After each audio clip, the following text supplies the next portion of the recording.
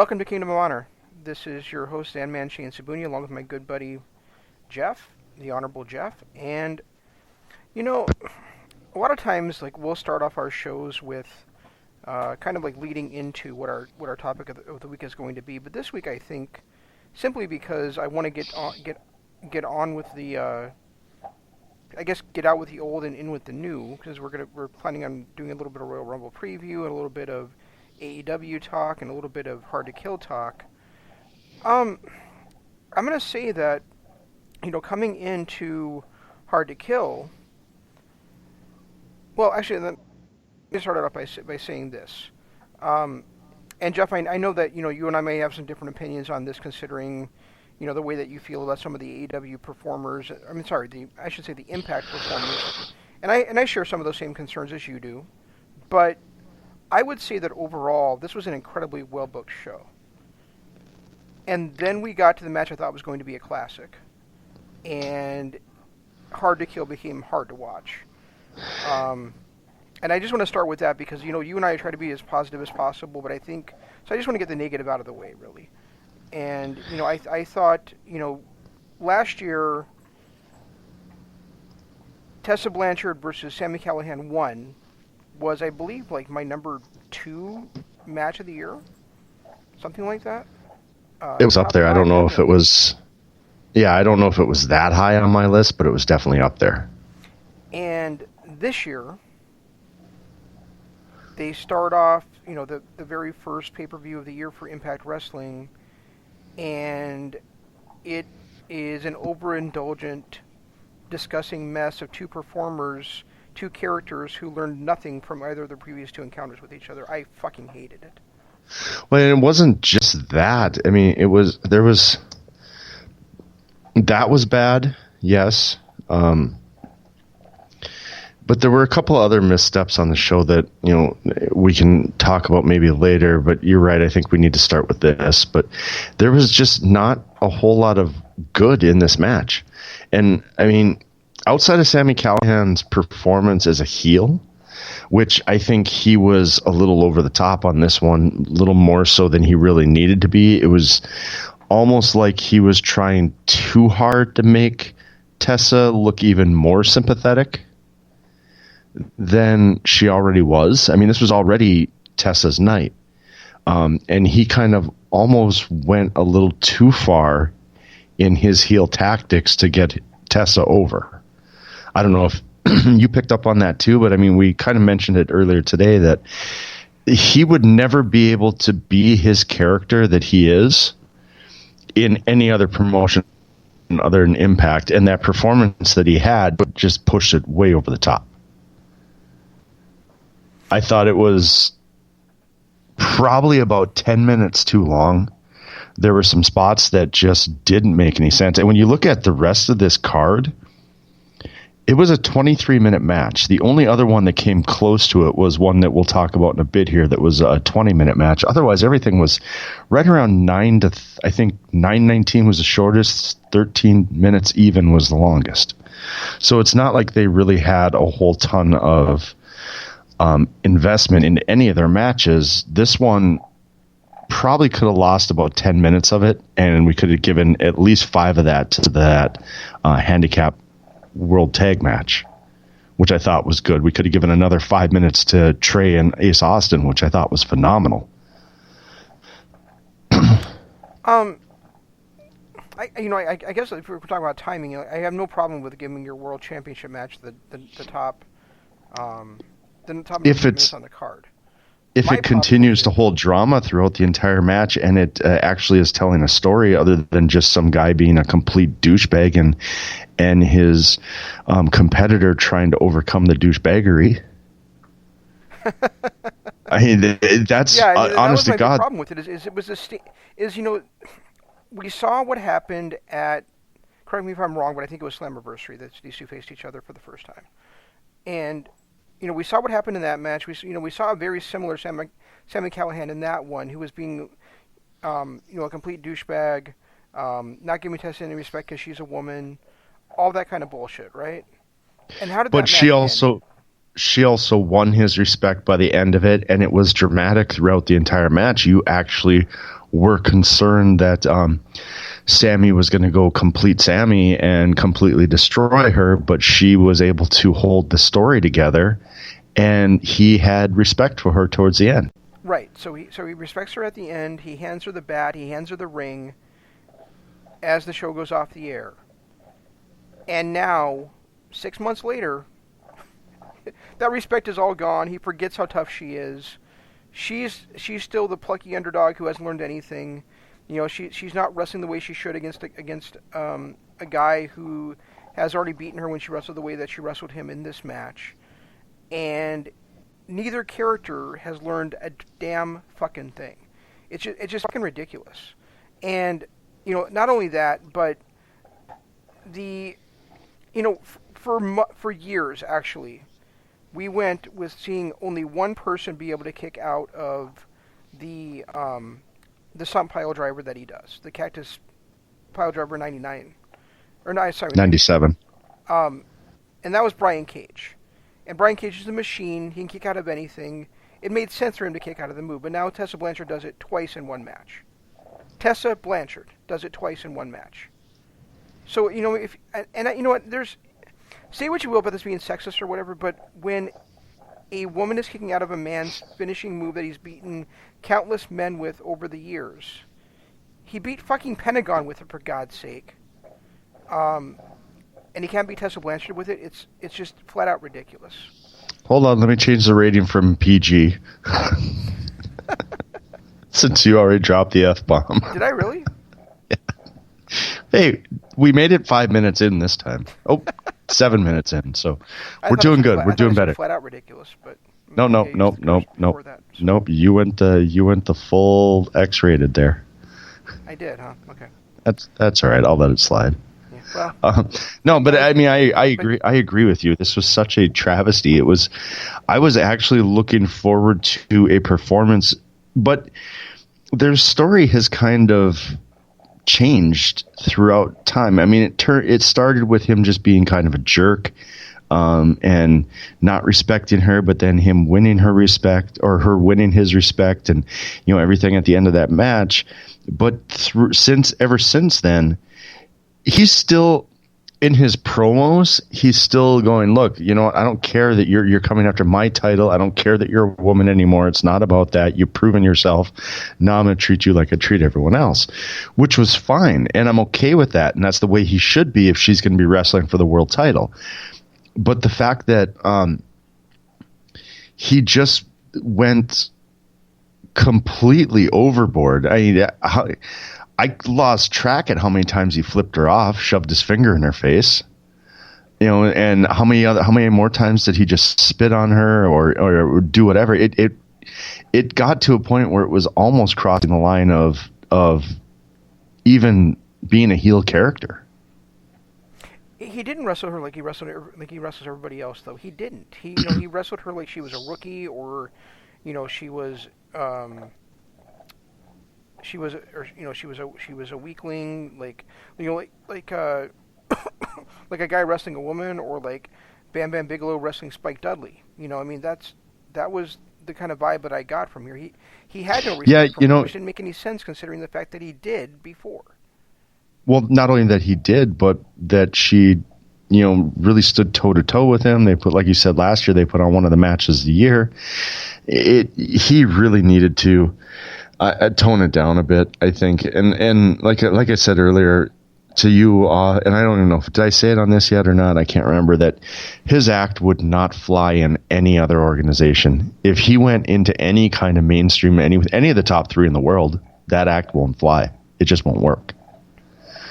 His performance there, I mean, yeah, it was a great heel performance, but it was almost too much at times. Oh, it absolutely was too much in this match, for sure. You know, I don't think it really matters whether we're working another promotion. He's not planning on going to another promotion. No, I mean, he's already been in WWE and hated it. You know, I don't think he's planning on going to AEW or NJPW. I think he's where he wants to be. Well, even still, if they're trying to make Impact well, they've already got a national audience, but if they're trying to make them a mainstream national audience, these are the types of performances you can't have off your off your top performer. I mean, let's put it, he's Wrestler of the Year 2 years in a row. He's, he was voted that last year. I don't know. Had they released their picks this year? I'm guessing it's either going to be him or Tessa. But he's clearly their best performer. He's clearly the top level in the thing. And now we're going to get another 6-month feud between him and Tessa until he gets the title back and whatever. But he can't go out there and put on those kind of performances if Impact is ever going to make it out of a super indie. National, exposure or not. He's got to tone it down. That's a fair point. Yeah, I mean, I guess I can see where you're going. What you're going. I didn't understand the point before that you made, but I totally get it now. He's not your poster boy for a mainstream audience for sure. No, and I mean it's not, and I can respect that. Honestly, I truly can. I can respect his performance, and like I said, it was a good heel performance. I don't know if it'll be a great heel performance, because I think a great heel performance could have been done without, maybe not so much trashing your opponent in the ring, maybe trashing the audience a little more, maybe tone down on the amount of times you shove your finger in their face. I get the animosity between the two, but it almost seemed forced at times. And it just, I don't know. I was so disappointed in the match, not only by that, but the actual match itself. There was not a whole lot of psychology in it other than Sammy going after Tessa's leg. How many times did she hit the Magnum? And then, of course, I get it that the apron is the hardest part of the ring, but what good does it do to hit a Magnum there? You're not hitting your opponent on the ring. You're hitting your damn back on the apron.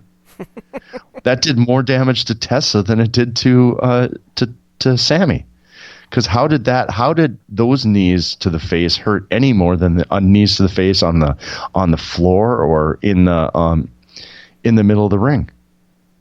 It was Tessa that took wrestling, because it was the apron, and the apron's the hardest part of the ring. So it must have somehow stiffened her knees a little bit so that they got a little extra oomph when they kicked him in the face.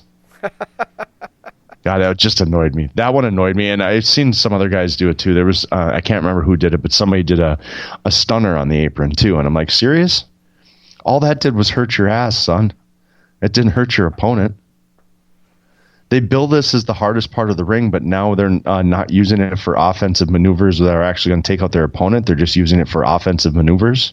So why is it am I to believe now that it's the hardest part of the ring when some guy's willing to dive off the top rope and put her back on that hardest part of the apron? Yes, you're supposed to believe whatever they tell you to believe, Jeff. I won't do it. Okay. You are so anyway, that I mean, that was pretty much it's weird when one main event match like that can really destroy the vibe of the entire show. I mean, I was disappointed in the whole Rob Van Dam crap that was going on, and I wasn't a big fan of that 3-way Impact or the Knockouts match. Taya looked great, but Jordan Grace looked clumsy, and ODB looked out of her league. Just completely out of her league. Ken Shamrock and Fulton put on a hell of a performance, but to put over Ken Shamrock like that, I get it. He was the baddest man on the planet 20-some years ago. But for a guy of they did nothing but build up Madman Fulton about being a singles and technical wrestler and amateur wrestler and how many awards he's won, and his performance after he supposedly had after he had his shoulder dislocated and everything. He came out of that looking 20 times better than Shamrock did, and Shamrock's the one who got the win. Right. That was part of the booking. I thought that when I was saying there was some strong booking on this card, that was what part his of what booking I was talking about. Is I think Shamrock had to win here just because. I mean, I hate saying this that Shamrock had to win, but just because if he doesn't win here after he lost to Moose, and he doesn't get some big victories, then he has no value to them whatsoever going forward. He has no value. He has no value outside of his name. Period. He didn't when he first came back. I'll give it to him. He looked in better condition this match, and he looked like he looked a lot better than he has previously, but he's had nothing other than name recognition since the moment he walked back into their company. And you can say that same thing about some of the other ECW guys that have come in. Rhino continues to put on great matches, but Rhino was still a high-level performer at the top of his game in other companies, in other big-name companies. He didn't take a bunch of time off. I mean, I guess Dreamer is Dreamer. He does what he does. But Van Dam, we talked about this before about how I've never looked at him as an innovator of offense. And of course, we ran down the list of names of people that were, but Van Dam just does not. He looks slow. He looks like everything is so timed with him that you're almost seeing the choreography a little too much out of him. Yeah, I think that's just part of him being his age, really. But well, yeah, and I mean that's what I'm saying. My point about Shamrock wasn't that I thought that I think he brings a lot to the table. My point was that thinking as a booker, I think he had to win the match, because if he doesn't, then he has no value to you whatsoever going forward. I think at this. Let me finish my sentence for once. Sorry, no, I don't like to. You don't make sense. Whereas Fulton losing in the manner that he lost took nothing away from Fulton whatsoever. Now, I mean, I probably would have had him get completely passed out from the pain rather than actually nodding his head that he submitted. But I still think him having his shoulder dislocated, fighting his way back, almost beating Shamrock even that way, and then Shamrock's look on his face like, man, that was a tough mother effer. I caught myself that time. It was a great way to start the show, and also a great way to build Madman Fulton up without him actually getting the victory. You have to say that him. Van Dam, let's talk about his opponent, because I went from being very high on Brian Cage a year ago, and to being to the point where I really don't even watch that guy anymore. I don't know if he's constantly injured for real, or if this is all part of a storyline so he can be with his wife and kid. But I'm really tired of that guy right now at this point, because he was a lame duck champion. Now he goes in against Rob Van Dam, and he can't even finish a match, and it just makes you want to scream now. Now knowing that he's on the cards. Well, considering I heard a rumor that he signed with AEW. Oh, goody. You might see more of him going forward. But anyway, back to Madman Fulton. One last thing about that is I really like the fact that he tapped out with his forehead. That the way that Don Callis did, he just tapped with his face. I thought that was intriguing and fun. It was intriguing, that's for sure. Okay, there's nothing about that on. I thought I heard a rumor that he had signed. I might have been wrong. It might have been a dream. You mispronounced Nightmare. Well, that too. Well, he was backstage at, was it All Out, or was it the other one? Double or Nothing. Yeah, he was backstage at Double or Nothing. Okay, so I know they have some kind of relationship with him, so it didn't seem far-fetched, but from what I'm seeing, it's not. Oh. Doctors decided not to allow Brian Cage to compete because he had suffered a torn bicep in the weeks leading up to the show.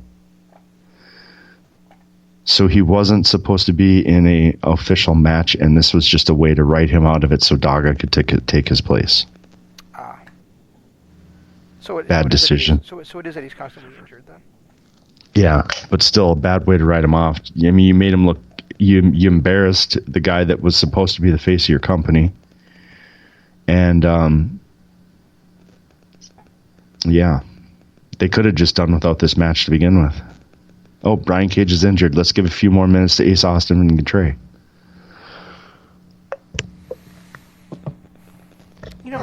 I don't have a problem with it because yeah, I mean, because you get the spot. Rob Van Dam gets his spots in there. The crowd is happy about the crowd that wants to see Rob Van Dam is happy about that. You get Rob Van Dam and Katie over more with their character. You still get the girlfriend coming in there and helping out. So we'll see how that stable goes, and then Dogga gets a little bit of exposure too. So I mean, I really don't have any problem with the way they did that. Yeah, I guess I just don't like the Rob Van Dam and Katie Ford's character. Well, I'm you know what? I hated Katie Ford's character before, but I do think she's toned it down a bit, and she's actually kind of become an asset now. She has from a valet point of view, but I just still don't like I just don't like anything about the whole storyline and their character together. I'm not a fan of it. It's another one of those things where I mean, I get it. We've got two ECW bookers, but they're starting to look more like 1998 ECW than they are a real. They're trying to do shock TV in a time when people aren't doing shock TV, when it's not working anymore.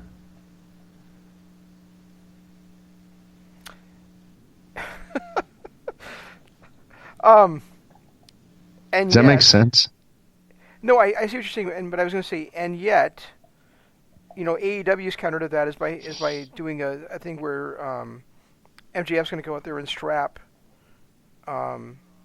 Cody 10 times on national television in 2020, when that's like an old WCW staple from 30 years ago. Well, Ring of Honor just did it last year too. But granted, that wasn't live TV and national TV and everything. But you're right. Yeah, that was a WC. Right. Oh no, I do exactly. I don't know. There were a couple of things on this. Like I said, there were a few missteps. I thought Sammy's character was a little over the top. I'm not a fan of Rob Van Dam, and to have him in the feature spot that he was in was annoying. And the Ken Shamrock going over and making Madman Fulton tap out like that when they had put him over so much verbally, like you said, he fought back. He had a chance to become something special, and he just never got there. And a lot of it was because I guess I look at this and I'm like, you and I, you said, you had mentioned, I think on last week's show, or maybe it was the show before, that we're going to be focusing mostly on New Japan and on AEW, and I agreed with that, but I also said and Impact. And when I look at this and I look at what they've been doing all along, and I look at what I see as their current assets, I look at this, and other than the main event, I look at everything that they did, and I'm like, and I can see a point behind everything that they did going forward. I can see where it helps things for where they're at and for the talent roster that they have right now. Do I wish they had a deeper talent roster of younger guys?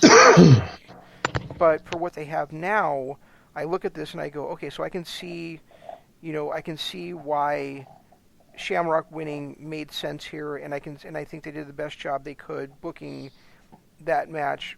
If the idea was for Shamrock had to win, I look at Taya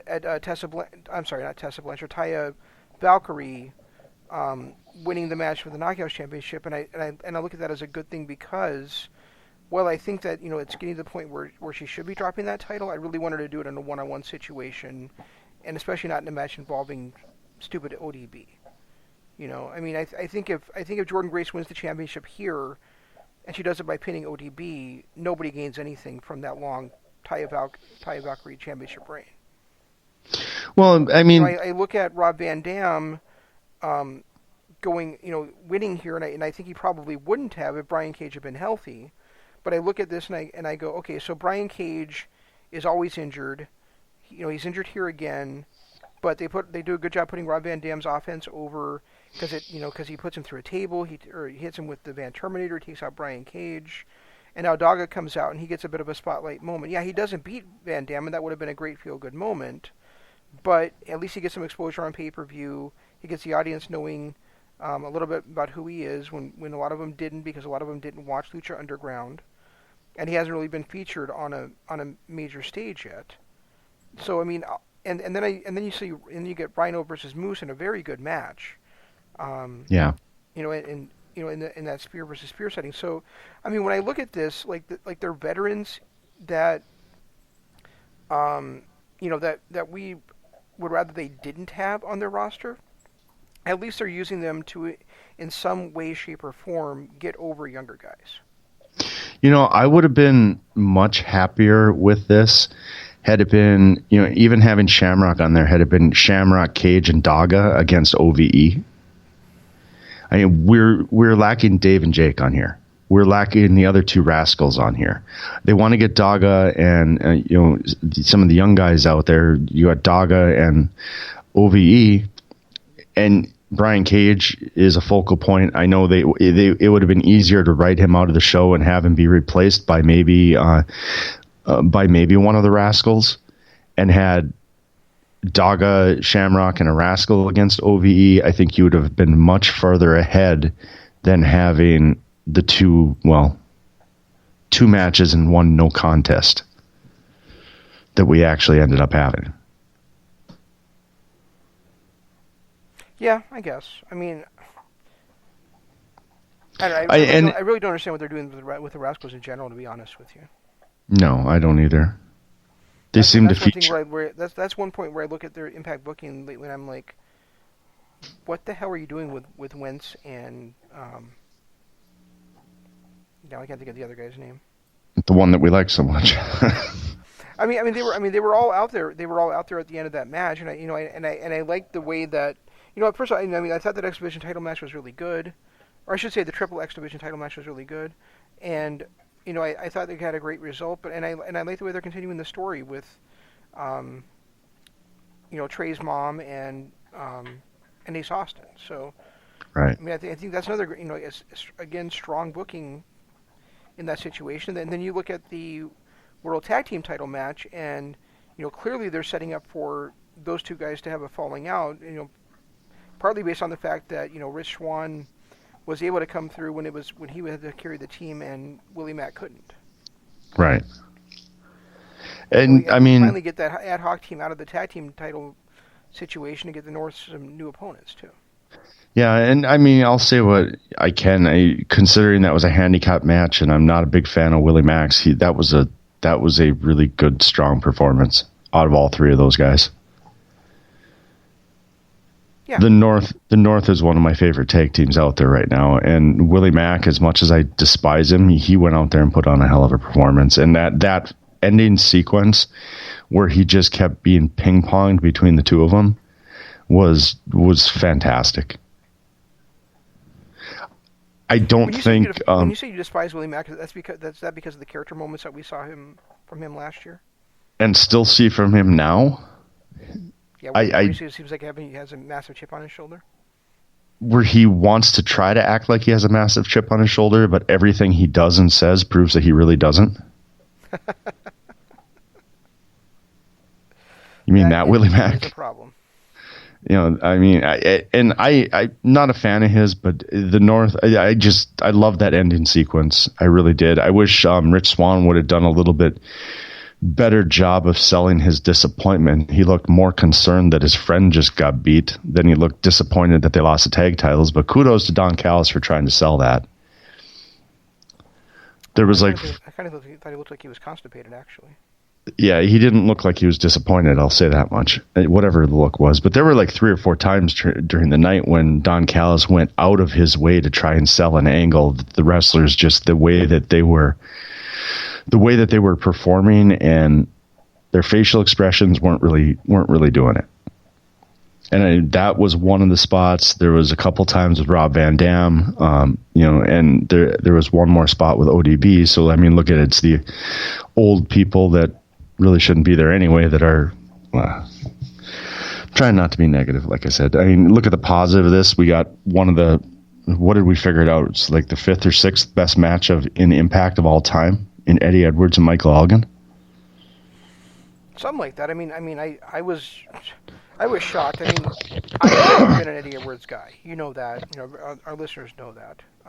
But he's been growing on me lately, and I mean, I still think it's ridiculous that he's a he's a Triple Crown winner in Impact. He's a Triple Crown winner in Ring of Honor, and I'm never gonna have the opinion that should have happened at the stage of his career it happened in. But I think he's to the point now where I wouldn't blink an eye if he won the World Championship in Impact, and that's one of my favorite promotions right now. So it's really saying something that he's stepped up, and then of course, Meg. What I love so much about this match, first of all, it had all the things in it that Tessa versus Sammy didn't. Right. It had great psychology. It had high stakes. Both guys had learned from wrestling each other. It had the desperation Eddie had of not wanting to lose, 3 matches in a row to Elgin. It had false finishes without having to oversell finishers, and Elgin. And the other thing, Jeff, that I don't know if I'm sure you did pick up on it, but it had that great. Both guys came up in Ring of Honor, and both guys have toured extensively in Japan, and this was a great blend of American strong style and Japanese strong style, and I enjoyed the hell out of it. These guys, they kicked each other's butts. They had great technical wrestling. They had great high spots.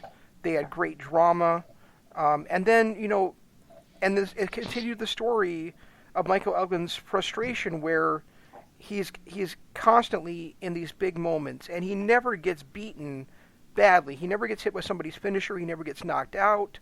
But right when he's on the precipice of getting that victory, somehow, some way, he finds a way to lose.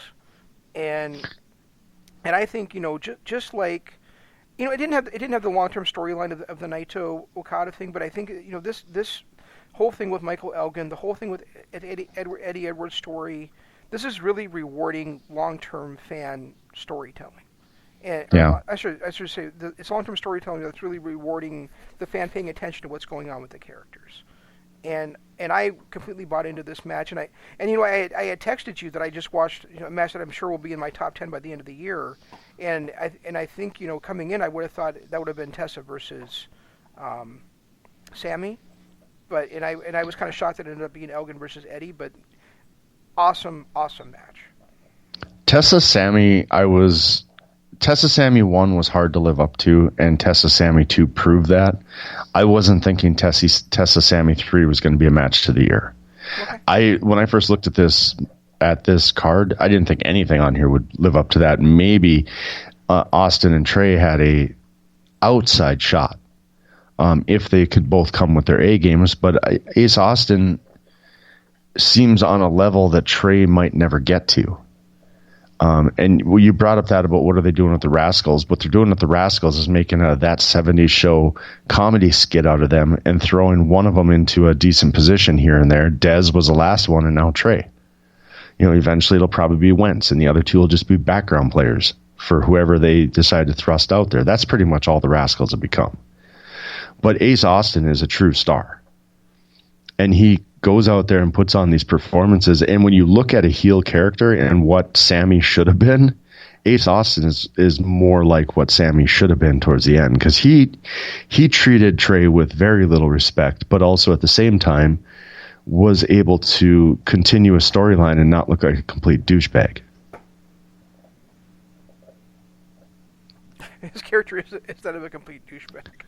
I know, but you know what I'm saying. Sammy has gotten to a point where, his heel character just was on how disgusting he is. Where Ace Austin it wasn't so much. I trying to think of how to. I know we usually have an ADD show, but we were talking about Eddie Edwards versus Michael Elgin, and then you totally didn't even talk about that match and went to the X Division match. I've not been a real Eddie Edwards fan. I've never been a real Michael Elgin fan. Well, yeah, but you still love the match. Oh yeah, absolutely, and that's fine. You don't have to love both guys to love the performance when they put on a great performance like this, and they put on a great performance. Yeah, they really did. So, I was really really impressed with it. The hard hitting. Does anybody sell a punch from Michael Elgin better than Eddie Edwards does? How many times did his knees just buckle and he fell to the ground in a heap? their back and forth, the back and forth they had with the hard or with the knife edge chops and the just forearms. It just everything about it was great. Absolutely everything. Yeah, I absolutely loved it. And this is also this match. Kind of got me thinking, Jeff. That, and we can talk about this later on. Obviously, this doesn't have to be like a one night discussion, but we might want to think about next year.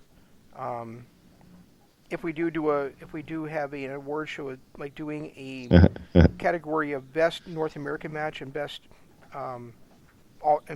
Japanese match, because I really don't know. You said doo doo. I did say doo doo. But my point was, as much as I love this match, and I think it'd be my top 10 by the end of the year, we also have the G1 Climax to go. We have Dominion to go. We have Best of Super Juniors to go. So it may not stiff my my top 10 by the time that those are over. If we keep Japan and the U.S. in one category, you know what I mean? Well, we also have a good 4 to 5 more match of the years coming. One-on-one match of the years coming out of Japan. At least 4 to 5. I mean, we're only in January, so and now, I mean, with 4, 5, probably throw UK in there too, North American promotions. Yeah, I could see if we did something like that. Would make more sense than try and lump them together, because I just don't think you can. I think the wrestling that goes on in Japan, if you watch one of their major shows, you see 5 to 6 matches of the night, back-to-back matches. You don't usually get that in North American television. And we have to say North American because Impact is Canadian now. Yeah, and I did say North American. I know. I would say that... I was... I mean, I could be mistaken, but I believe when we talked about our top matches of the year, I think only 2 of mine, I should say, took place in North America. For last year? But last year, it was Tessa versus Sammy and Cody versus Dustin. Yeah, you're probably right. That's probably all there was. I mean, we had the Coffee versus Dunn match that was in Europe, and then everything else came from Japan. Right. Pretty much everything else was either Okada or Jay White. Oh, other than I should say, actually, there was one more. There was Moxley versus Omega. Well, we did have that sans the tongue spot. We did have that Callahan versus Warner match too. All right, fine. Half of them came from North America.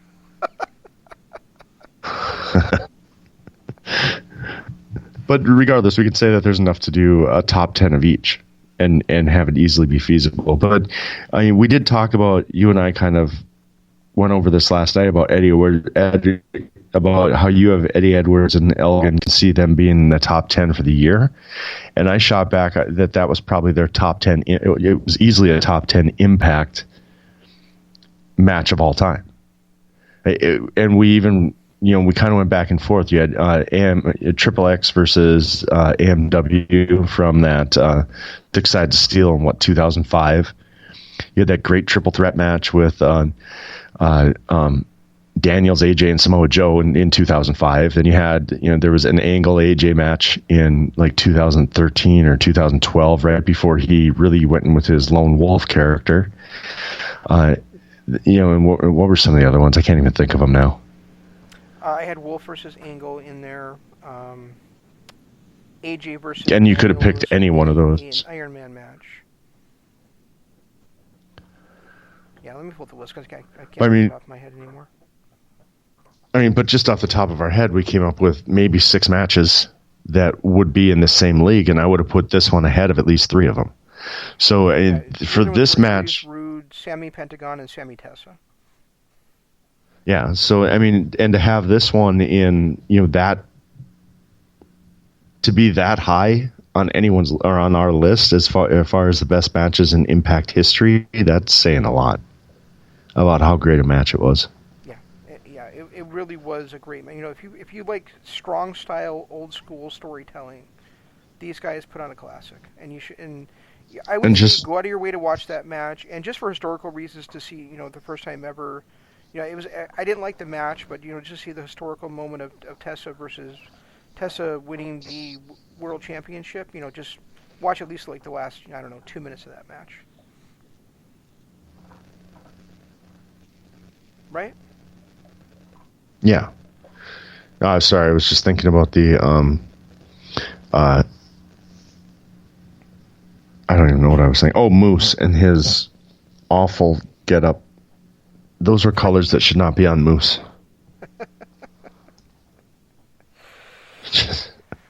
I don't care what he was holding an homage to. It just should not have happened.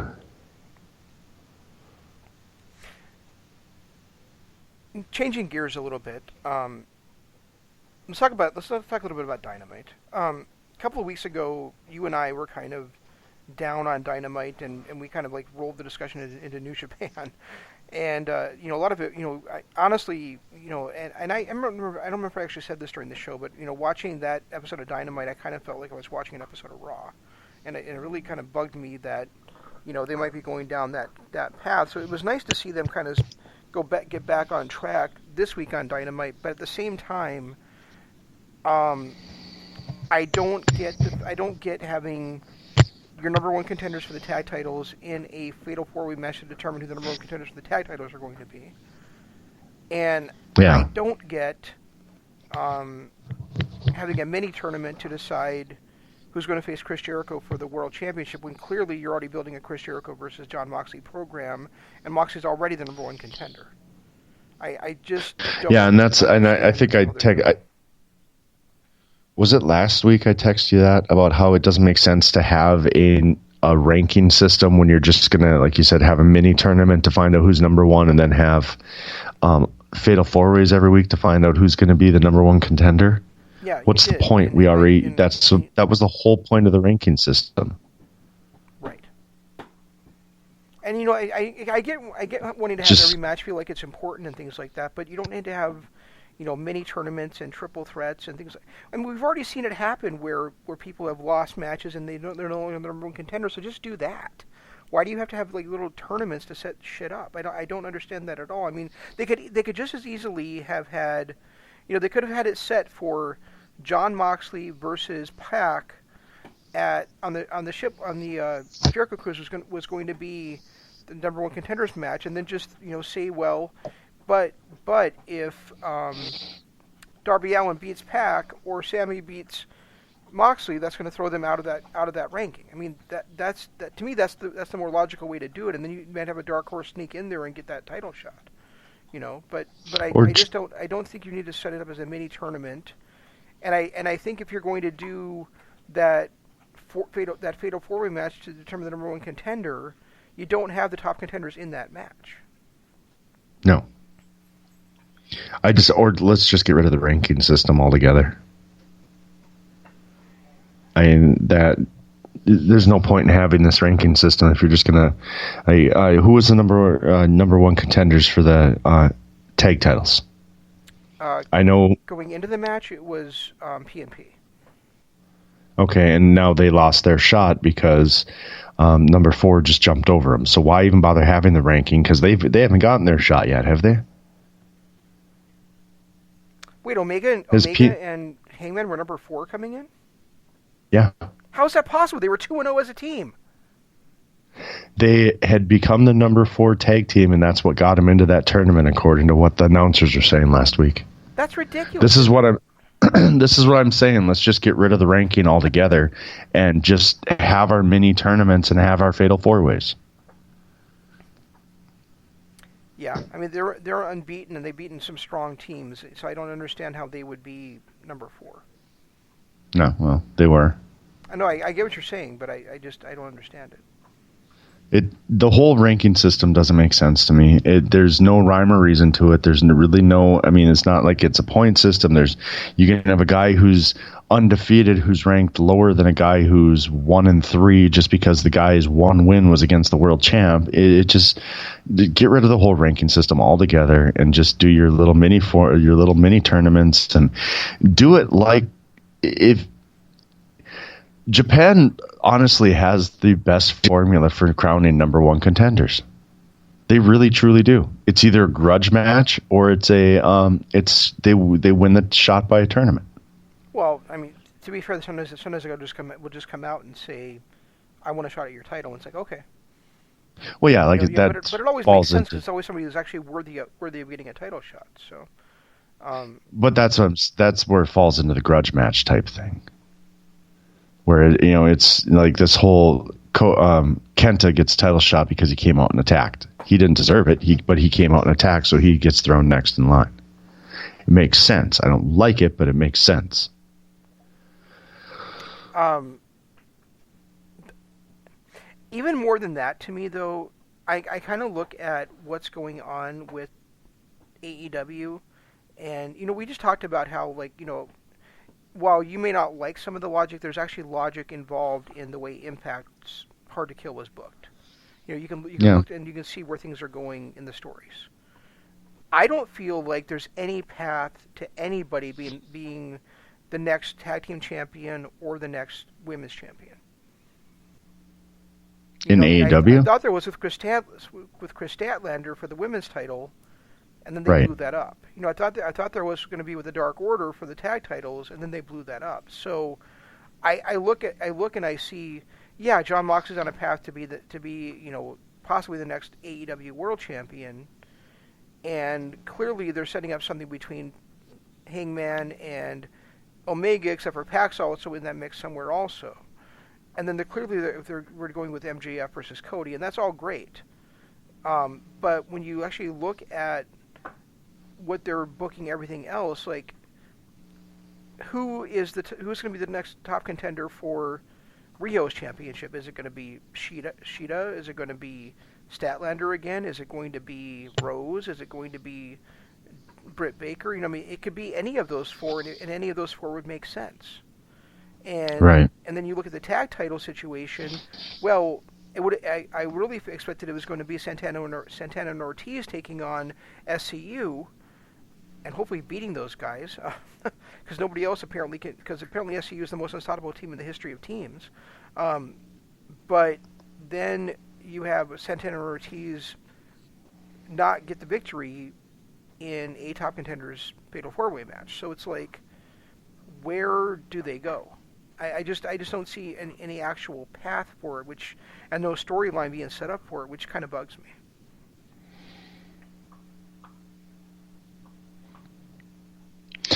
Well, maybe they can have another rank and another 4-way match. But you get my point. No, I do. I totally get it. I mean, you can't really have any emotional investment in it when there's no.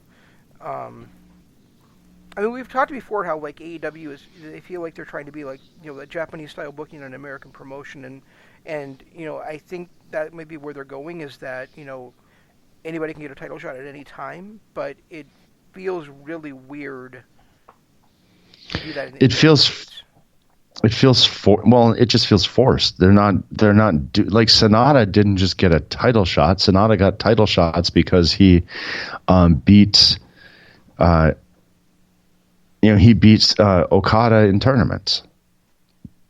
So that's why he got title shots. He wasn't just handed a title shot because of his win-loss record or because of some silly ranking system. Well, let's take it back. Let's take a step back. He got the title shot. He got the title shot after Okada won it at G1 Supercard, because Okada said after he barely squeaked by him in the New Japan Cup final, he was going to get the first title shot at him. And then he got the second title shot by beating Okada in the G1. Well, and didn't Tanahashi do something like that too with his redemption tour? Probably. Where he was going through challenging people that had beat him recently. So stuff like that makes sense, where they're just trying to prove that, hey, I still got it, I can beat you. Yeah.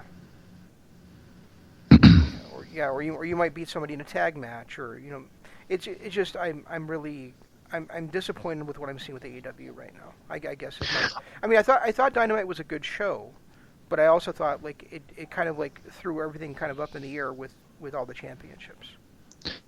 Yeah, I think they have some great performances. I think they've got some top-notch wrestlers. I think they're going in directions with certain people. Maybe it's just that they're still too new. I mean, they've only been on TV what, 3 months now, 4 months? Is it 4 months? You know, they really. Yeah, I mean, April there's 2nd, so yeah, there's February. You know, by the end of this month, it'll be 4 months. Yeah, October. You said April. Yeah, so I'm in October. we're looking at about 4 months of TV to really build up. So they're still kind of in their infancy in that. I just don't know where they're going with a lot of it. They've really only got. I mean, they're doing a lot of the multi-level booking and overlapping storylines that the Attitude Era was known for. With the you got the Pac and Omega, and then you got Hangman thrown in there, and or Pac and Omega and Hangman thrown in there. You've got Cody in there, the whole Elite thing, plus Cody and MJF. So they're doing a good job with their top, 10 stars on booking, but they're really dropping the balls on all the supporting cast. I mean, Darby Allin just kind of shows up, gets a title shot, and then disappears.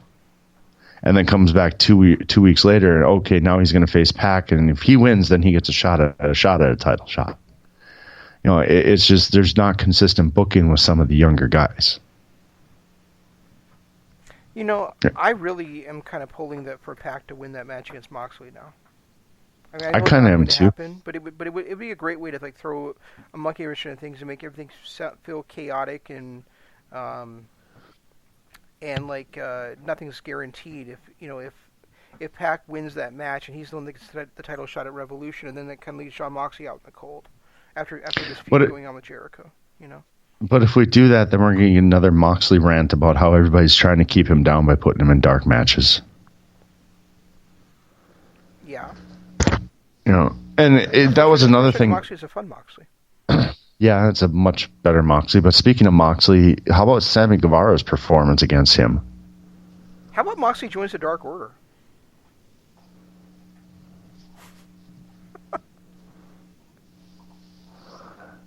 Was he one of the ones that they were talking about putting a mask on? He wasn't in that promo. I think that'd be something if Mike Moxley, like he loses his shot at the championship. He has like no matches to go to, so he's like, I didn't want to join the Inner Circle, but I guess I'll join the Dark Order for a while, see how that goes. No, I don't think that would go for well. I just don't think that would work so well. We're kind of running. The other thing, I think that was pretty much all I wanted to really say about Dynamite too. I mean, they've got some good performances. Was awesome. Again, he was one of the better parts of the entire show. And when we were talking about apron spots that didn't make any sense, well, I think doing a meteor to your opponent and having them land straight on their shoulder blades on the apron does make sense. Yeah, that one I was okay with. Yeah. One of the few times I've seen it, and it's funny how, now I'm just disgusted with the apron spots not even looking, they've got no meaning anymore, when it was just 6 months ago we were afraid for Kota Ibushi's life. Well, that we also talked about at the time that if they keep on doing it, just like the tope con hilos and the topes to the outside, they're going to start losing their meaning if we see them all the time. And we see them at least twice a match, not twice a night, twice a match. Yeah. The apron spots have become the new suicide dive. Right. Yeah, and we don't need to see them anywhere near that often. And not only are they becoming, the new suicide dive, they're also, like I said, this Tessa Blanchard one just made absolutely no sense at all. Yeah, and she still won the match, even though she knocked herself out by doing that stupid move.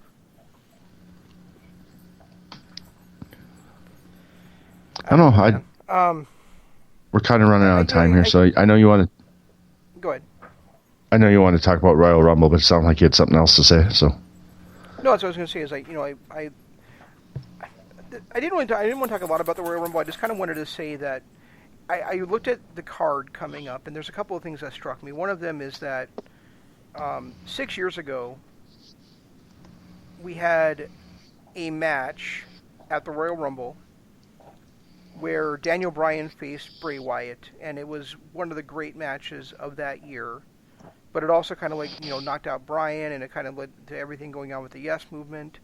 And now here we are 6 years later, and both guys are multiple-time world champions, and they're facing each other at the Royal Rumble for the Raw. I think it's for the Raw, right? Well, no, it's SmackDown. The Universal title is now on SmackDown. I think that's pretty cool.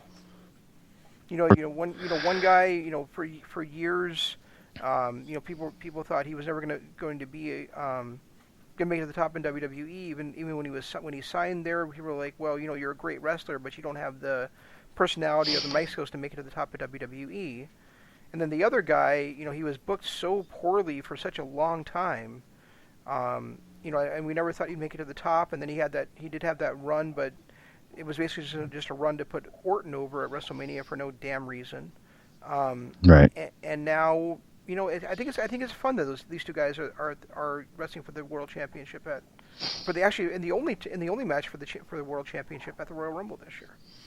Yeah, which is also ridiculous. Your top title isn't being defended at one of your major pay-per-views because the guy who holds it, who only shows up once every 6 months, decides to enter the Royal Rumble.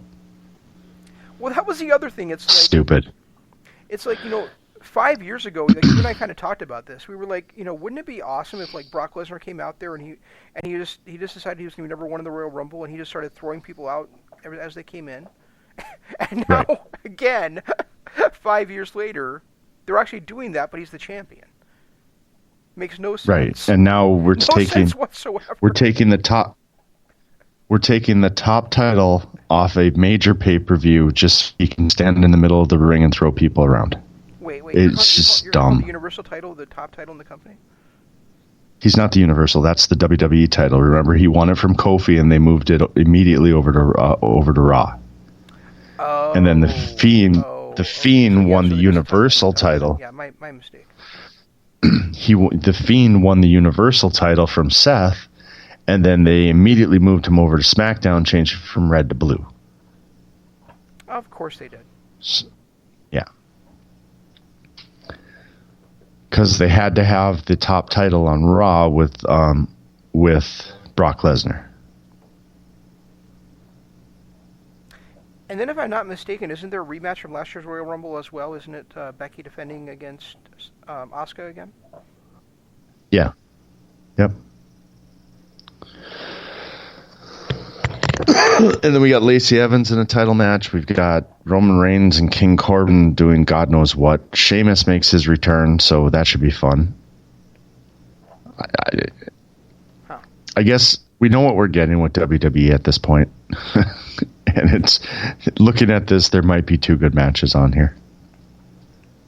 And, guys, you might be wondering, why are you guys talking about WWE on Kingdom of Honor? Well, the reason is because this coming Sunday is both my favorite and least favorite night of the year. It's my favorite night of the year because it's a night that my late brother Trav and I always used to get together every year to watch the Royal Rumble. I mean, even if we had crazy things going on in our lives, we made sure we got together to watch this show. And it's my least favorite night of the year because it's also the night that I miss my brother the most. So we'll be getting together to watch it at Jeff's place, and we'll be talking about it next week on Kingdom of Honor as well. I'm not sure if I'm going to get a chance to watch Worlds Collide before that. I do think it's weird that Worlds Collide's main event is an 8-man tag, but whatever. Is WWE lacking for talent? I mean, I know they're not taking anybody from NXT this year. They have like 800 people on their roster. Then why do duty? Everybody that's actually in a match is also in the Royal Rumble. Oh, are they? There's also nobody coming up from NXT, which makes sense because NXT is its own brand. But if we're going to have NXT as their own brand, why are they not on this card? I'm glad they're not on that card. I really don't want to see NXT keep mixing up with WWE. I think them doing it at Survivor Series was good enough, right? And then we're 5 days away from the Royal Rumble, and we've only got 4 people announced for the women's Rumble match. Oh, well, now you just ruined it for me. I totally ruined the Rumble. What? Charlotte, Alexa, Nikki Cross, and then Sarah Logan just announced that she'll be in it on her Twitter. Actually, last year wasn't the Women's Rumble better than the Men's Rumble? Or am I misremembering that? Yes. Okay. It No, it was much, much better. Yeah. That's right. Oh, yeah, and last year in the Men's Rumble, there was actually a woman in it. Yeah, Nia Jax. Yeah. Oh, look, there's at least 2 women in it this year. I see Bobby Lashley and Bobby Lashley. So we might get Bobby and Nia in there as the women this year. Wait, Bobby Lashley's a woman now? I'm not a fan. Oh. Well, I think Santina should show up and win the Women's Rumble. Santino. Well, he was Santina when he was a woman, though, remember? Oh, that's right, he was, wasn't he? As long as he pulls out the Cobra again. Well, if he's a woman, he should be keeping his Cobra in his pants, shouldn't he? But shh. Yeah, I don't even want to say to that. Anything else? Or you want to let everybody else listen to us at? I got nothing else. I mean, kind of covered it all. Or disappointment, and the fact that if you do get a chance, anybody gets a chance and wants to go watch anything from that Hard to Kill show, you've got to watch Michael Elgin and Eddie Edwards. That's a must watch. Other than that, the rest of it, I guess, watch at your own discretion. I'm throwing my hat in for Ace Austin. I thought he had a hell of a performance. The Moose Rhino match was better than expected. The North is always good. And Willie Mack put on a hell of a performance in that. So, I mean, there's some great things to take away from this. And, of course, Taya Valkyrie is just great regardless. So there's some great stuff to take away from this. But if you can only watch one match, take 20 minutes out of your life and watch an Eddie Edwards-Michael Elgin match, and it'll be definitely worth it. Yeah, I definitely endorse that. I mean, I thought it was a good show overall. I mean, yeah, there were not all the matches were great, but I thought it was a good show overall. A good, if you intellectually watch professional wrestling, I thought it was a great show overall, a good show overall at least. And yeah, Edwards versus Elgin was great. And I know I'm saying this we're exactly 3 weeks into the year right now, and I know this is something ridiculous thing to say, but this is my third favorite match of the year so far, and I can't imagine it's going to drop out of the top 10 anytime soon. Third favorite. I guess I really only have 5 that I would put. I don't know if I'd make it my third favorite, but definitely my top 5. Yeah, for me it would be Naito versus, well, maybe fourth, because Naito versus Okada I have higher than you do, and I really loved both the junior heavyweight title match and the world title match from Wrestle Kingdom Night 1. So it's somewhere in my top 3 or 4. And I still have that Darby Allin Cody Rhodes match, or Cody match from that first episode of Dynamite too up there. It was good, but I wouldn't. But I don't think it's got the lasting. It doesn't have the lasting impact for me that this one does. No, and of course Tyler Bate and why can't I think of his name? Jordan Devlin from UK. I thought was just a fantastic match as well. Yeah, and again, we talked about my problems with that one last week. So. Yeah. So I mean, we agree a lot, but we don't agree all the time. So. No, that's why I cut you off, is because you're disagreeing with me. All right, guys. I know I'm going to say it again. Just go to Patreon, patreon.com/Kingdom of Honor. You can hit up all of our socials on there. Twitter is mine's at Regi Co-op. He's at Zanman LLP. Use hashtag DAD, hashtag KOH to find us easier. And, of course, YouTube. You can get the links by going to our Patreon page. That's patreon.com/Kingdom of Honor. You can throw a little donation our way to help us out to continue to do this, get some exclusive content at the same time, and find the link to our YouTube site where you'll want to hit the subscribe button and ring the notification bell so you can get anything we do on there. We'll be doing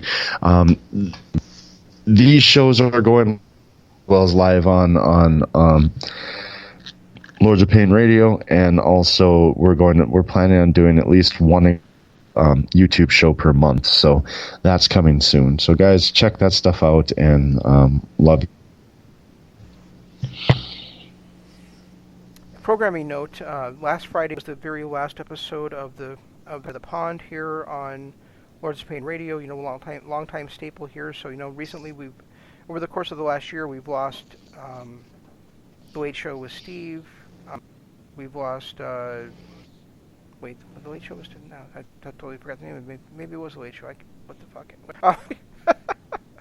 Wow. We've lost the Doc.